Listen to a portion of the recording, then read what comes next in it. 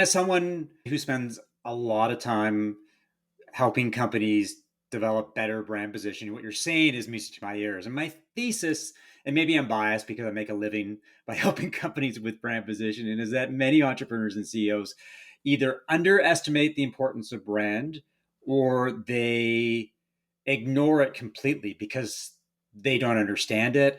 It's not seen as a priority. One of the biggest battles I think I have from a sales perspective, is that if you're an entrepreneur and you look at your list of priorities, lead generation is number one. It's something they obsess with, and that's why they've got KPIs on dashboards that talk about leads and intent and all that kind of thing. But when it comes to brand, it's low down on the list. And hopefully, what you're saying and your experience are words of wisdom or a wake up call to many entrepreneurs, because I think that they're essentially cutting off their nose to spite their face by ignoring the role and value and impact of brand.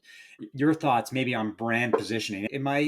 Where I come from, brand positioning is the essence of everything you do. It underpins your sales and your marketing, your product development, your customer success, because it articulates what you do, who you serve, the value that you deliver, and how you're, as you say, unique, different, or better. How do you look at brand positioning and the role that it plays in terms of setting the foundation for growth for a SaaS or B2B company? I think things do start with a brand. It's what you do, it's who you are, and it's equally important who you're not and what you don't do, especially in a crowded market. Like we operate in a space where there are 10,000 other companies. We operate in a space in which no one knows the difference between us and a public company that sells contact data.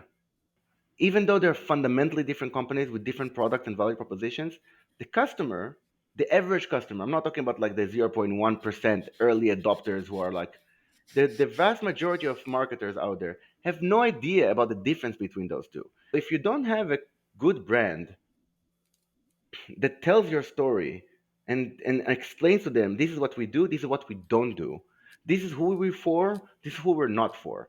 This is when buying us is a good idea, this is when buying us is a terrible idea. If you don't have that and you don't position well against the alternatives, because you're never a one option, right? It's not like we're not the Coca-Cola or Pepsi and you have those two choices. It's not a Burger King and McDonald's and you have a Wendy's and you have three choices. There are 10,000 options. You have to show exactly where you are in that map.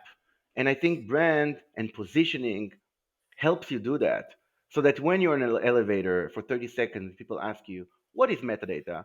You can answer succinctly without coming up with odd buzzwords and weird long explanations that includes artificial intelligence and infused and harmony and synergy and all those kinds of words that you have to use to explain a complex concept. No, it should be something very simple.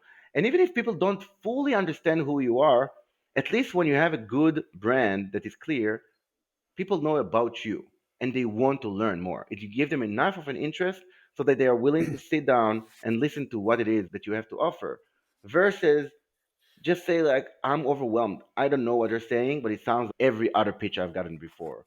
And so that's, I think that's the major difference of doing the differentiation between the status quo and getting to a place where you have a shot in explaining who you are.